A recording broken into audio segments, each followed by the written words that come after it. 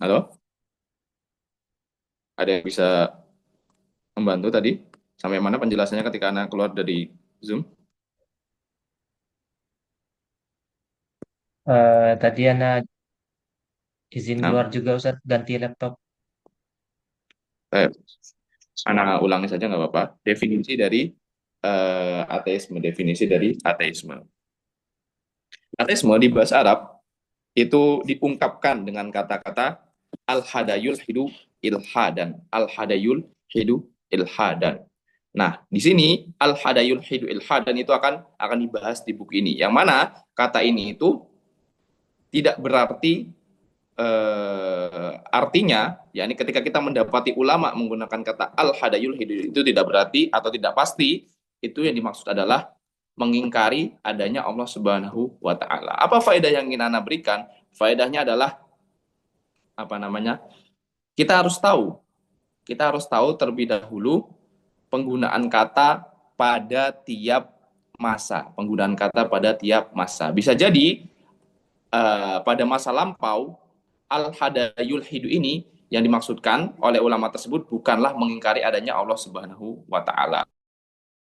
Jadi kita harus mengetahui terlebih dahulu apakah kata ini itu memiliki makna-makna yang para ulama itu memaksudkan makna yang bukan kita maksud atau kita kita pahami. Di antaranya kalau kita mengetahui hal tersebut apa? Di antaranya adalah kita tidak salah paham terhadap perkataan mereka. Kita tidak salah paham terhadap perkataan mereka.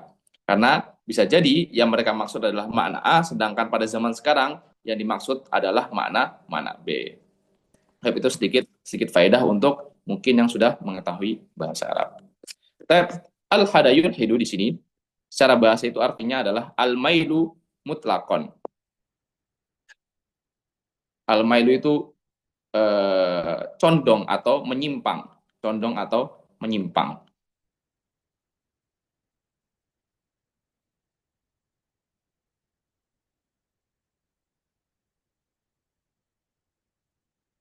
condong atau menyimpang. Al-mailu di dalam bahasa Arab al-mailu. Nah, atau bisa kita artikan condong, condong atau menyimpang. Atau lebih tepatnya mungkin condong saja, condong. Nah, al-mailu.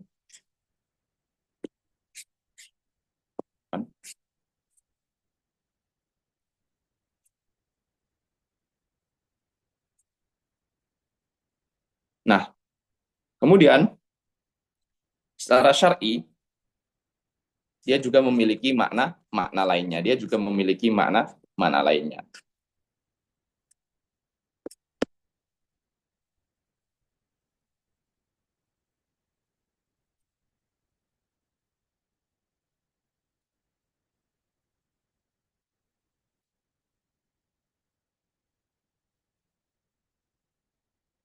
Nah, ini sumber pada intinya.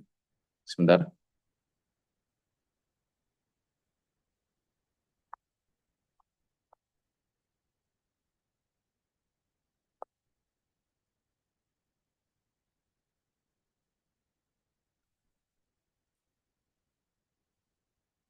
Nah, al-hadayul hidu secara syar'i atau secara istilah fal ulama ul mutaqaddimuna ista'malu lafdul ilhadi wal mulahadatu fi katsirin minal ahyan bi makna akhassi minal makna al-lugawi lakinnahu fil waqti nafsihi a'ammu minal makna alladhi istalaha alaihi al-mu'asirun. Oh, taib. Bukan.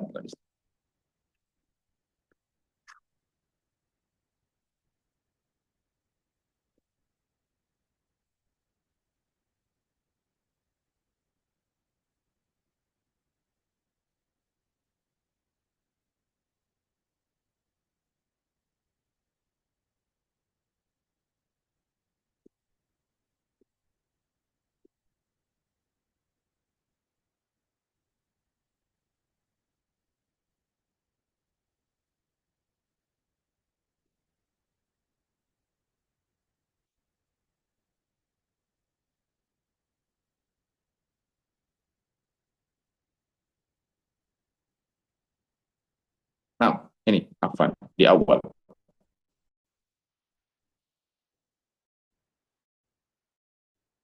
Al-innahu la ya'ni al-maila mutlaqan. Jadi kalau secara bahasa itu maknanya adalah condong. Condong, pokoknya condong. Itu secara bahasa ilhad. Nah, tapi kalau secara syariah apa? Al-maidu anil haqqi ila al-batil. Jadi condong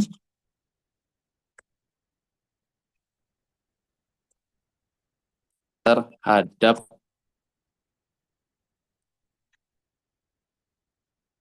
kebatilan. Keba, kebatilan. Condong terhadap kebatilan dan meninggalkan meninggalkan kebe, kebenaran. Kebenaran. Condong terhadap kebatilan dan meninggalkan kebenaran. Jadi nanti kita dapati misalnya ada ulama yang menggunakan kata al-hadayul hidu pada ucapannya atau pada bukunya, itu bisa jadi yang dia maksud bukanlah mengingkari Allah Subhanahu wa taala, akan tetapi sebuah kemaksiatan. Karena kemaksiatan itu adalah juga kebatilan, adalah kebatilan. Nah, condong terhadap kebatilan dan meninggalkan kebenaran ini ada banyak, di antaranya apa? Mengingkari adanya Allah Subhanahu wa taala, mengingkari adanya Allah Subhanahu wa taalanya. Step.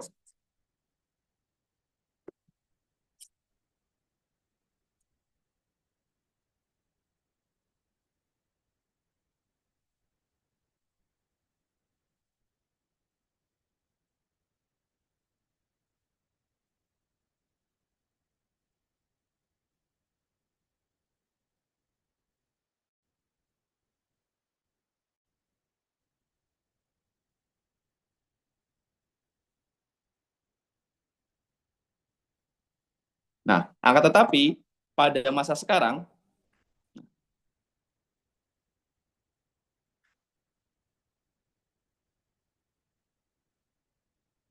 makna al-hadayul hidu itu adalah makna yang lebih umum, makna yang lebih umum. Nah, jadi di situ kita dapati makna secara bahasa. Yaitu tadi condong, condong. Kemudian kita dapati makna secara istilah atau secara syar'i. Secara istilah atau secara syar'i.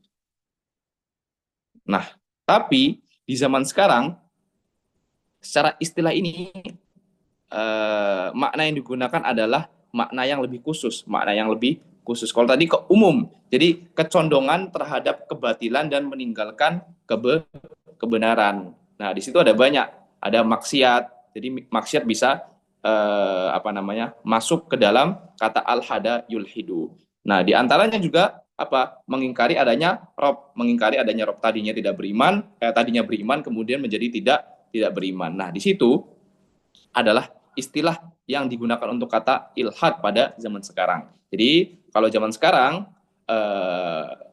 digunakan kata-kata ilhad itu, maka maknanya adalah inkaru wujudi rabbin khaliqin lihadal kaun, mengingkari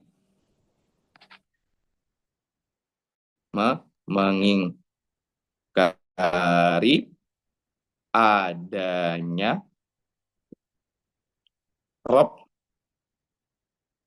pencipta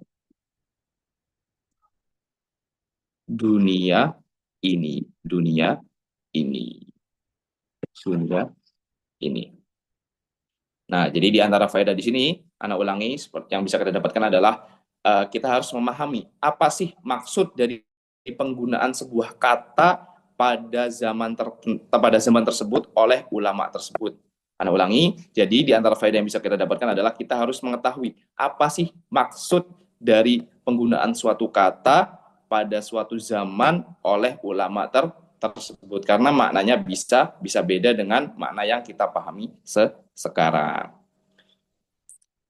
Ini adalah makna secara istilah pada zaman sekarang dari kata ilhad, yaitu mengingkari adanya Rob pencipta dunia ini, atau dengan istilah lain yang kita kenal dengan ateisme. ateisme.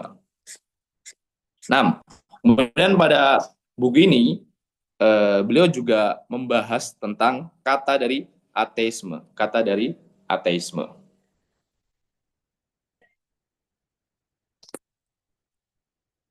Nah, ateisme itu berasal dari al-lughah al-Yunaniyah. Apa? Bahasa Yunani. Asalnya berasal dari bahasa Yunani. Kalau di bahasa Inggris itu atheism, atheism. Di bahasa Perancis ateisme, anak atau kurang gimana bacanya tidak tahu. Kemudian di bahasa Jerman ateismus, ini kalau tulisannya kalau bacanya kurang paham. Kemudian di bahasa Italia ateismo, kemudian dan lain semisalnya. Ada kata-kata ateis, ateis, ateis. Nah, itu berasal dari kata yang berasal dari bahasa Yunani yaitu apa? Atheos.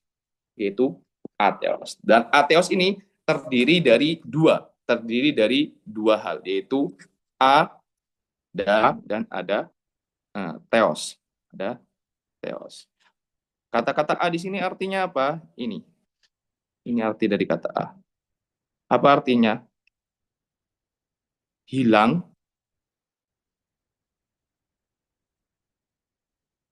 atau tidak ada. Tidak ada. Hilang atau tidak ada. Nah, kemudian kalimat teos, nah kata selanjutnya teos, bimaknal ilah, yaitu maknanya adalah sesembahan atau Tuhan atau Tuhan. Tuhan atau sesembahan, yang kurang jelas, Afan. Tuhan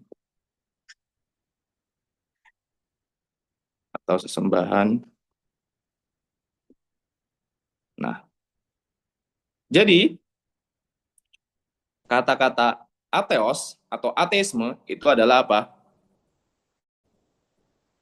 Hilang atau tidak ada Tuhan atau sesembahannya. Ini keyakinan bahwasannya atau madhab atau keyakinan tidak adanya Tuhan, tidak adanya Tuhan. Nah, disebutkan oleh mu'alif di sini. Fayakunul muradu bil mulhid. Jadi mulhid itu adalah pelakunya, pelaku ateis itu. Bil lughah al yunaniyah, di dalam bahasa Yunani apa? Asyakhsul ladzi laisa lahu imanun billah. Seseorang yang laisa lahu imanun billah, tidak beriman kepada Allah Subhanahu wa taala. Karena kata-kata ateos ini atau ateis dari a dan teos, yaitu sebuah keyakinan tentang tidak adanya Tuhan, tidak adanya Tuhan atau sesembahan. Jadi sini tidak beriman kepada Allah Subhanahu wa taala. Nah, baik itu apa? Sawaun anfa wujudahu amlan yanfihi. Baik itu dia nggak percaya bahwasannya Rob itu ada, dia itu ada, Allah Subhanahu wa taala itu ada, atau dia tidak meniadakan, dia tidak ngomong bahwasanya Allah Subhanahu wa taala itu tidak ada. Nah, nanti ada juga macam-macam dari orang yang ateis, macam-macam orang yang ateis. Ada yang meyakini begini, ada yang meyakini begitu, ada yang meyakini A, B, C, D, dan yang pada akhirnya semuanya ini juga dianggap apa? Tidak beriman kepada Allah Subhanahu wa taala, tidak beriman kepada Allah Subhanahu wa taala. Atau ini adalah definisi dari apa? Al ateisme, yaitu tidak beriman dengan adanya Tuhan atau tidak beriman dengan sesembahan atau tidak beriman kepada Allah Subhanahu wa taala. Nah,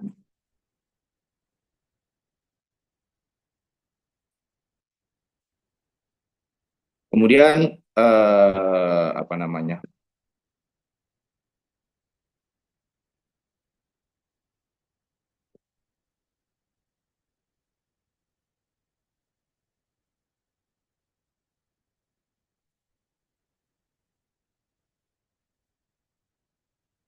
Kita akan masuk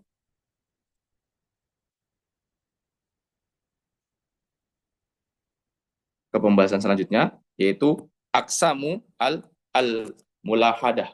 Aksamu al mulahadah, yaitu jenis-jenis ateisme atau jenis-jenis kepercayaan bahwasanya tidak adanya Tuhan. Oh, ternyata udah jam 9. Nah, mungkin ini akan dibahas di pertemuan selanjutnya, tapi anak ulangi terlebih dahulu. Di pertemuan kali ini kita sudah membahas dua hal, yaitu akidah yang benar tentang adanya Rob atau Tuhan, yaitu kita meyakini dan beriman bahwasanya ada loh namanya pencipta atau ada loh pencipta, yaitu Allah Subhanahu wa taala dengan berbagai alasannya atau dengan berbagai dalilnya, dan di antara dalil-dalilnya adalah beberapa yang sudah kita sebutkan. Kita juga mempelajari tentang definisi ateisme. Definisi ateisme baik itu secara apa? Secara dari kata bahasa Arabnya, bahasa Arab dan penggunaannya,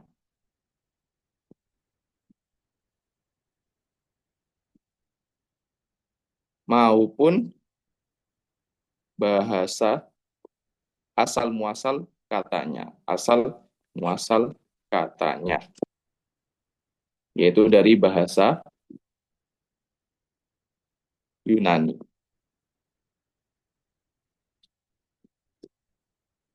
yaitu ateos dari bahasa Yunani. Yang berarti apa? Tidak meyakini adanya Tuhan, tidak meyakini adanya Tuhan. Nah, itu kurang lebih untuk